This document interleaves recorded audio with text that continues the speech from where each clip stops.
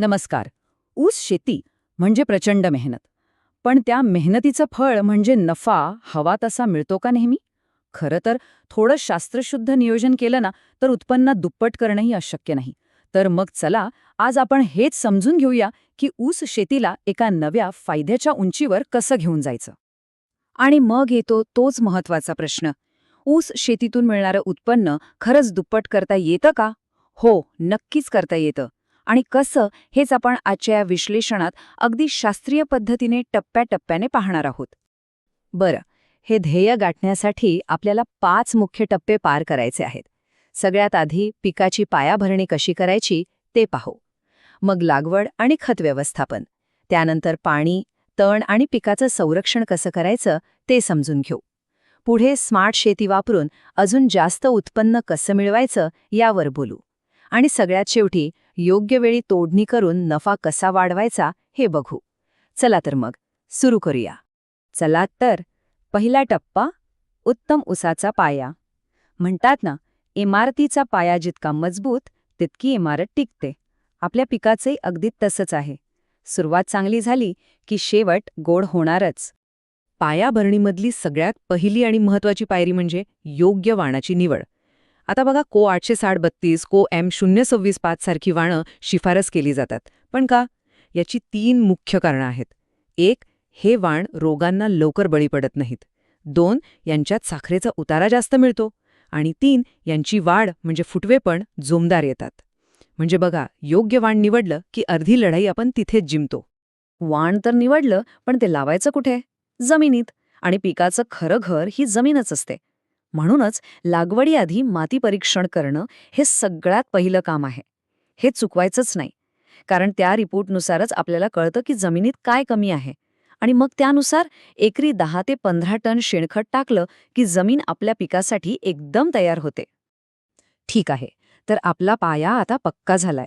आता वळूया दुसऱ्या महत्वाच्या टप्प्याकडे, लागवड आणि खत व्यवस्थापन. खरं सांगायचं तर इथेच पिकाच्या वाढीची दिशा ठरते. त्यामुळे प्रत्येक गोष्ट काळजीपूर्वक करायला हवी. आता लागवड करायची, पण शास्त्रीय पद्धतीनं. यासाठी फक्त 3 सोप्या गोष्टी लक्षात ठेवायच्या. पहिली, बेणं निवडताना ते 8 ते 10 महिन्याचं आणि एकदम निरोगी असायला हवं. दुसरी, लागवडीच्या आधी त्याला कार्बेंडाझिम सारख्या बुरशीनाशकाची प्रक्रिया नक्की करा. यामुळे काय होतं तर बियाण्याला बुरशी लागत नाही. आणि तिसरी गोष्ट, आधुनिक लागवड पद्धतीचाच वापर करा. या 3 गोष्टी पाळल्या की पिकाची सुरुवातच एकदम दमदार होते. आता फरक बघा, पारंपरिक पद्धत आणि आधुनिक पद्धतीत.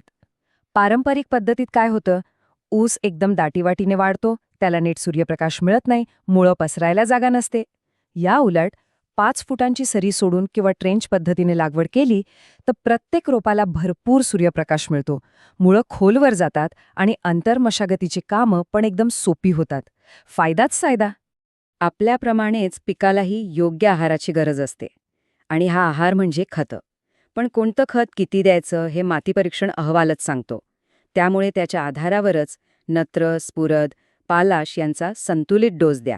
आणि हो, अजून एक महत्त्वाची गोष्ट, ॲझोटोबॅक्टर आणि PSB सारखी जैविक खतं वापरली ना तर रासायनिक खतांवरचा खर्चही कमी होतो. म्हणजे दुहेरी फायदा. चला, लागवड झाली, खतंही दिली, पण इथून पुढे खरी कसोटी सुरू होते, ती म्हणजे पिकाची देखभाल करण्याची. आणि या 3 गोष्टींकडे लक्ष देणं खूप गरजेचं आहे. पाणी, तण आणि रोग किडींपासून संरक्षण. पाणी व्यवस्थापनाबद्दल बोलायचं झालं तर ठिबक सिंचन हे खरंच एक वरदान आहे असं म्हटलं तर वावगं ठरणार नाही. कारण हे तंत्रज्ञान फक्त पाणीच वाचवत नाही, तर ते थेट पिकाच्या मुळांपर्यंत पोचवतं. आणि त्यामुळे साहजिकच उत्पादनात वाढ होते. आणि आकडे ऐकले तर आश्चर्य वाटेल. ठिबक सिंचन वापरल्यामुळे तब्बल 30 ते 40% पाण्याची बचत होते. विचार करा, आज जिथे पाण्याची इतकी कमतरता आहे तिथे ही बचत किती मोठी आहे. आणि ही फक्त पाण्याची बचत नाहीये, या बचतीसोबतच आपल्याला मिळतो थेट उत्पादनात फायदा. ठिबकमुळे उत्पन्न 15 ते 20% वाढू शकतं. म्हणजे बघा, कमी पाण्यात जास्त उत्पन्न. आपल्याला नेमकं हेच तर हवंय, नाही का? पिकाचं संरक्षण म्हणजे डोळ्यात तेल घालून लक्ष ठेवणं. काही गोष्टी लक्षात ठेवा. 1. पहिल्या 30 ते 45 दिवसात तण नियंत्रणात आणायलाच हवं. 2. खोडकीड आणि पांढरी माशी यांवर बारीक नजर ठेवा. आणि 3. लाल कूज किंवा तांबेरा रोगाची लक्षणं दिसताच अजिबात वेळ न घालवता उपाययोजना करा. लक्षात ठेवा, वेळीच केलेली कारवाई आपलं मोठं नुकसान टाळू शकते. बरं, आतापर्यंत आपण मूलभूत गोष्टी पाहिल्या. पण आता विचार करूया की त्याच शेतात, तेवढ्याच मेहनतीत अजून जास्त उत्पन्न कसं मिळवता येईल? याचं उत्तर आहे स्मार्ट शेतीमध्ये. चला बघूया हे कसं करायचं.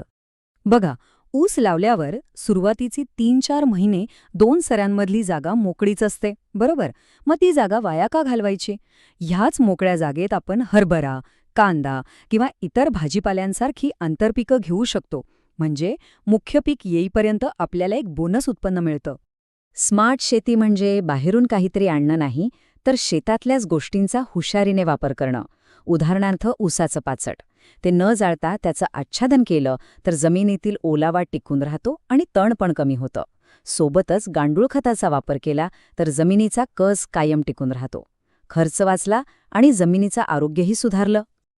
आणि आता आपण आलो आहोत प्रवासाचा शेवटच्या पण सगळ्यात महत्त्वाच्या टप्प्यावर. तो टप्पा जिथे वर्षभराची मेहनत फळाला येते. तोडणी. इथे फक्त एक गोष्ट लक्षात ठेवायची आहे, वेळेचं महत्त्व. कारण योग्य वेळी तोडणी करणं म्हणजे थेट नफा वाढवणं. तर मग ही योग्य वेळ कोणती? साधारणपणे ऊस 10 महिन्यांनंतर पक्व व्हायला सुरुवात होते. पण साखरेचं सर्वाधिक प्रमाण हे 11 ते 12 महिन्यांच्या दरम्यान असतं. हीच ती गोल्डन विंडो आहे. यानंतर जेवढा उशीर होईल तेवढा साखरेचा उतारा कमी होत जातो आणि आपला नफा घटतो. आता आपण सतत साखर उतारा म्हणतोय, पण हा साखर उतारा म्हणजे नेमकं काय? अगदी सोप्या भाषेत सांगायचं तर आपल्या ऊसातून कारखाना किती टक्के साखर काढू शकतो ते प्रमाण. आणि याच टक्केवारीवर आपल्याला मिळणारा भाव ठरतो. म्हणजे साखर उतारा जास्त तर भाव जास्त. इतकं सोपं गणित येते. म्हणूनच योग्य वेळेवरची तोडणी इतकी महत्वाची आहे. आणि जाता जाता एक शेवटचा पण अत्यंत मोलाचा सल्ला. आपल्या जवळच्या साखर कारखान्याचे जे कृषी अधिकारी असतात त्यांच्या संपर्कात नेहमी राहा. कारण त्यांना स्थानिक हवामानाची आणि जमिनीची अचूक माहिती असते आणि